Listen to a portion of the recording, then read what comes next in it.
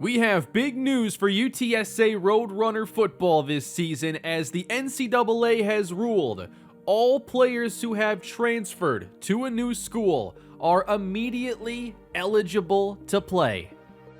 After graduating 18 seniors last season and only having a 6-player recruiting class that was ranked last in college football, we have 5 new transfers that have joined UTSA, and they're going to have a chance to help this team right now.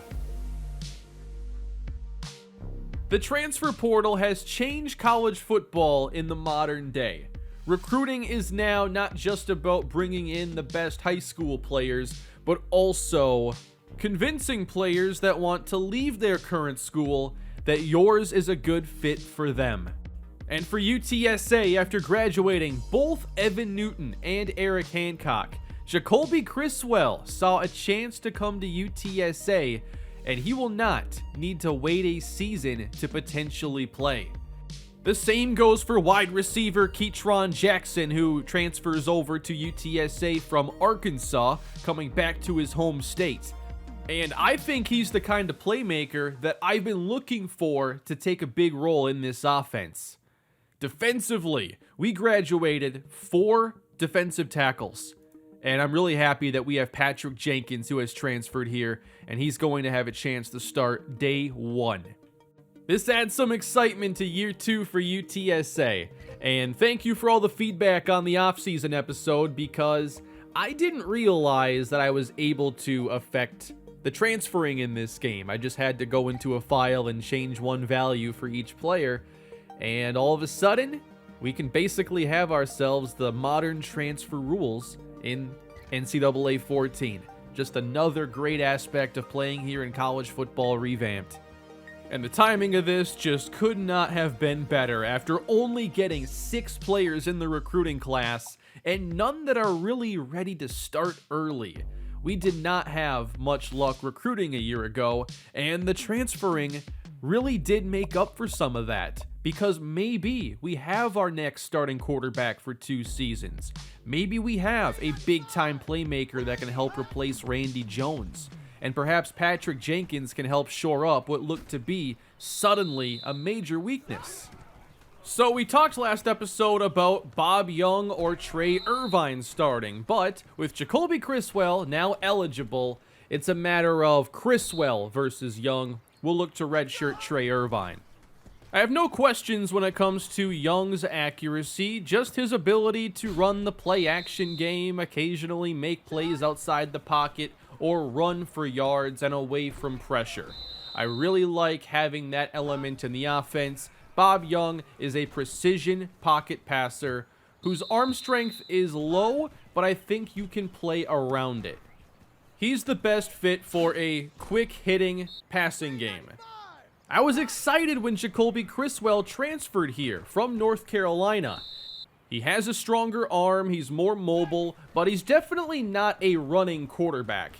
He does open up some of what you're able to do because he does have good acceleration and can leave the pocket escaping pressure, but I don't think he's anywhere near the creator that even Evan Newton was.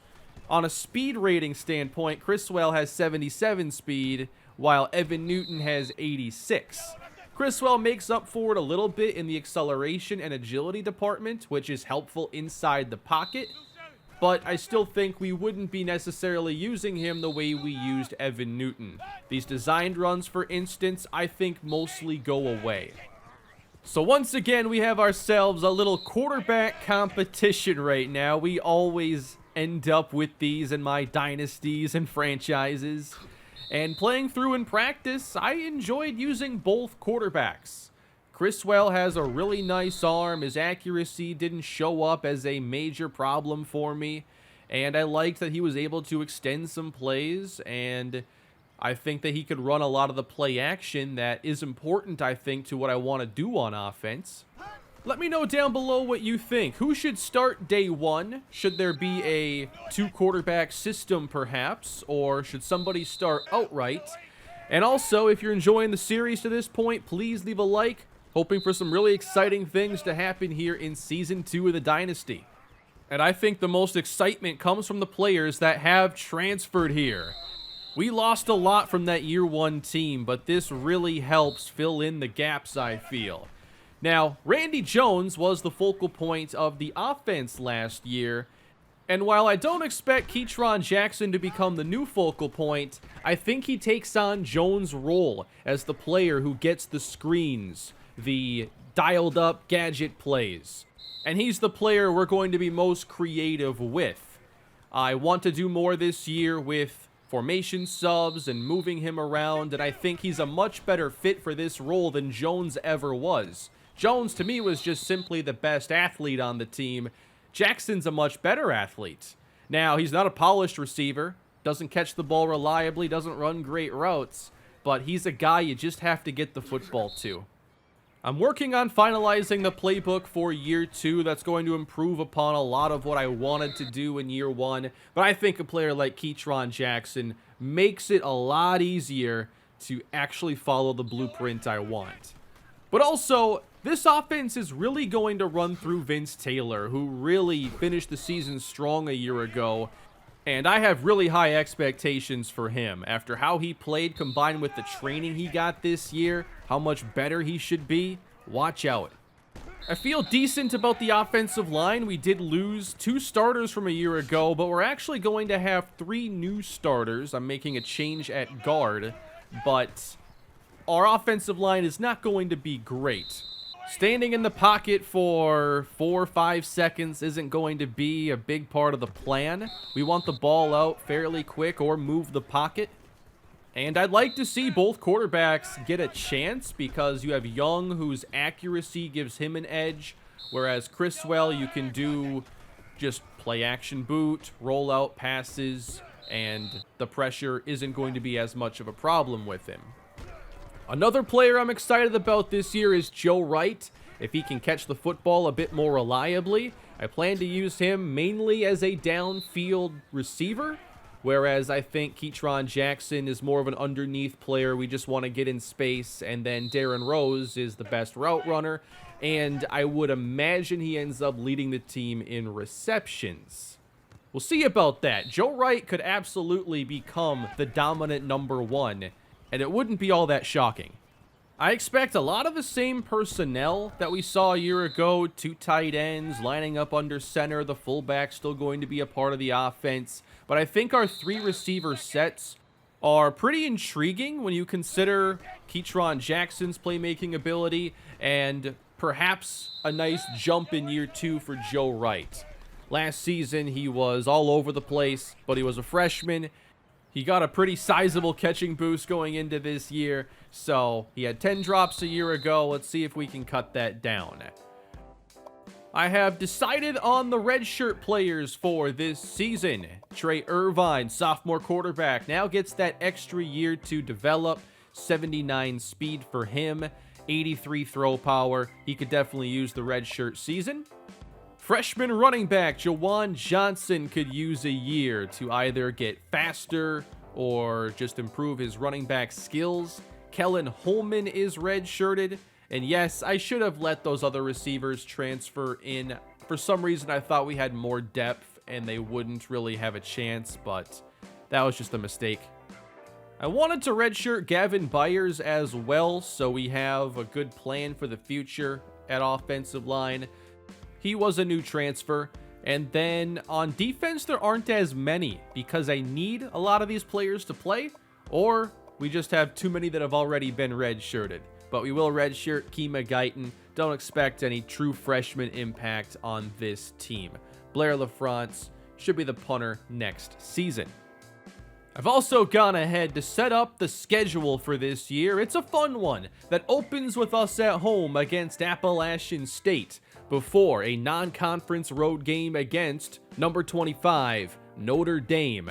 We open the Big 12 schedule once again against Oklahoma State, get an early season matchup against Kansas, and then non-conference games against Utah State and Jacoby Criswell's old school North Carolina. Texas, West Virginia, Texas Tech, Baylor, and then UCF and Cincinnati as 2 new teams that have joined the Big 12 to close the season. And then there's a Big 12 conference title game awaiting the winners of the two divisions. Here's a look at the depth chart I have set up, and I am leaning towards more of a two-quarterback approach to start the year and see how these two can play and help the offense, but there is a significant accuracy difference that Young has the advantage in by 15 points. I mentioned earlier Keatron Jackson. I do want to get him some snaps in the backfield. I think that he will be a good fit there. Has more speed than all of our running backs, but I do like our running backs quite a bit. It didn't start well for Vince Taylor, but he ended the season with a 4.7 yard per carry average last year.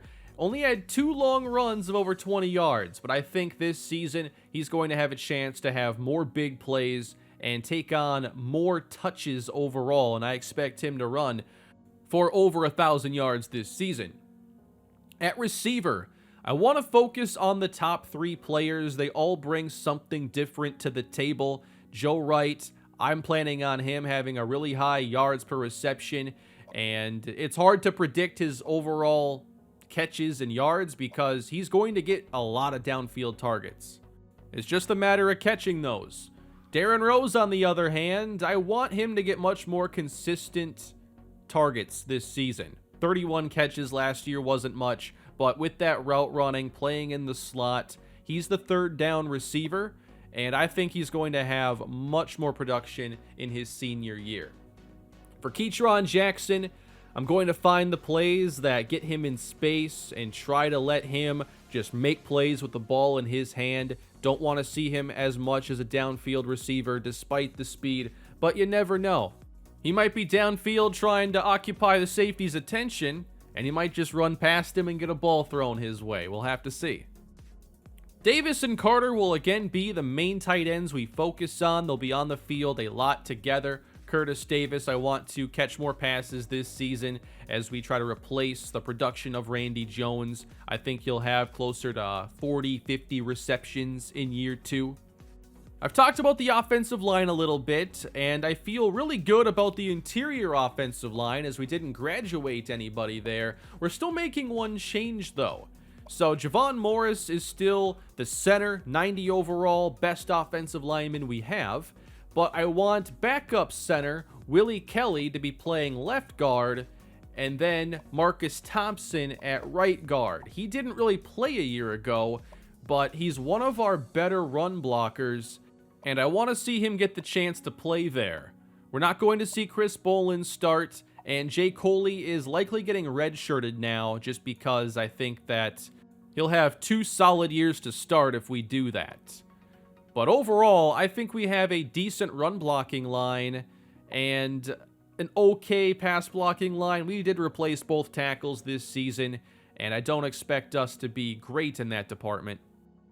Now, we haven't spent as much time talking about the defense, but there has been a lot of change there.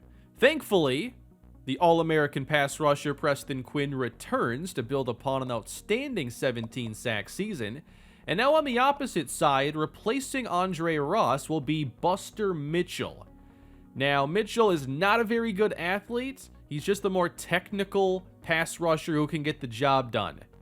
And hopefully he can step into a brand new role.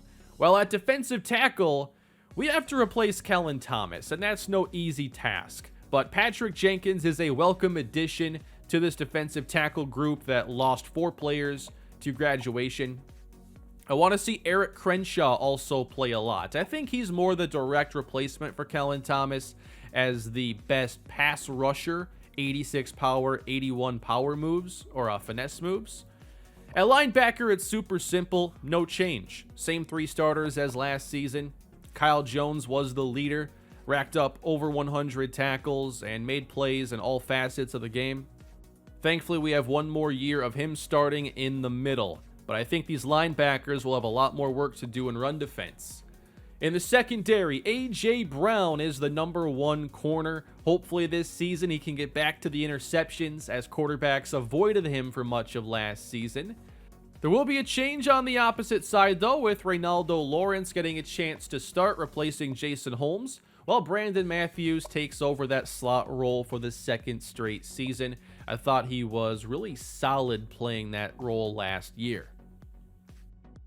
Safety is the same. Jason Hall at free safety. Dallas Johnson will start at strong safety, but Marvin Stokes will be on the field a bit too as that third safety in our 3-3-5 packages.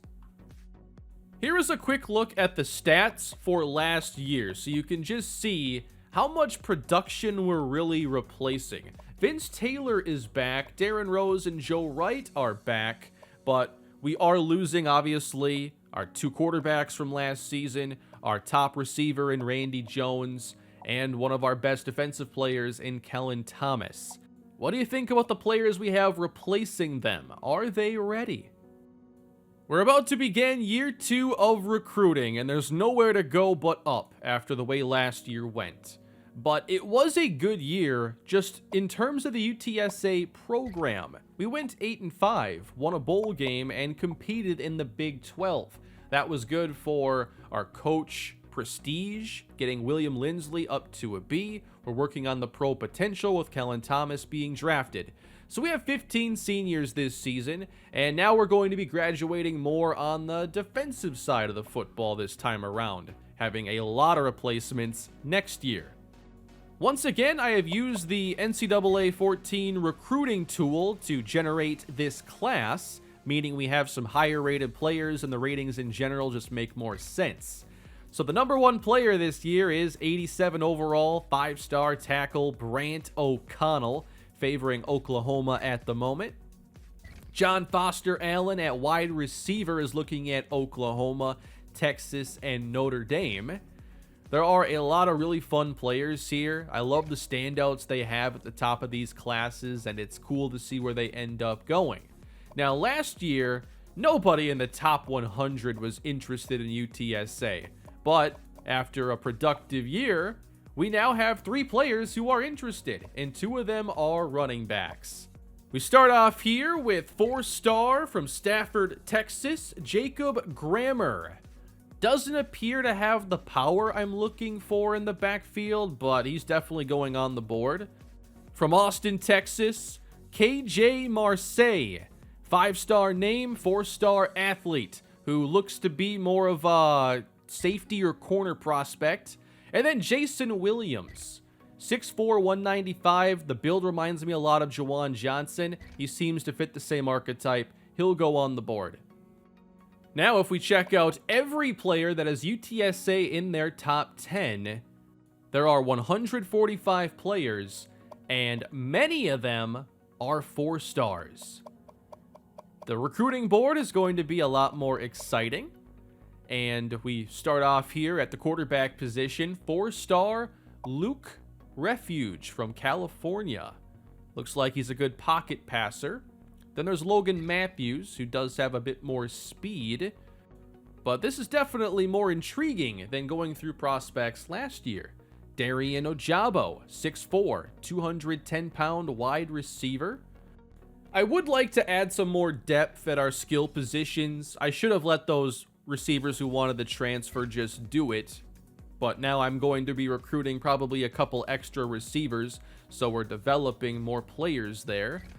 But there's nothing in particular I need to get done this year outside of finding a kicker, so we have one.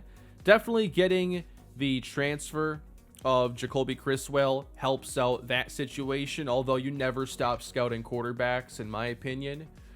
Now, we went through all last year just looking at the letter grades and didn't do any scouting.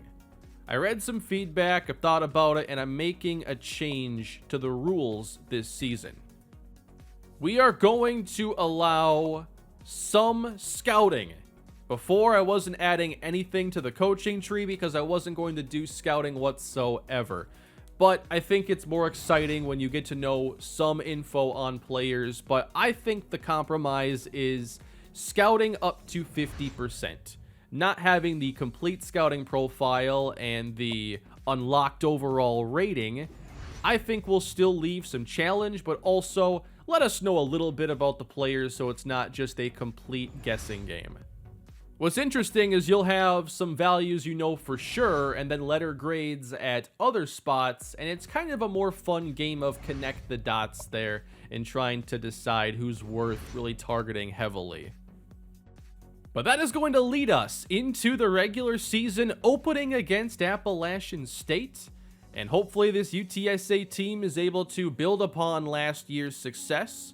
But I imagine that there are going to be some challenges, and the first one is to decide who the starting quarterback will be. Let me know all your thoughts down below in the comment section as we get ready for year 2 with the UTSA Revamped Dynasty.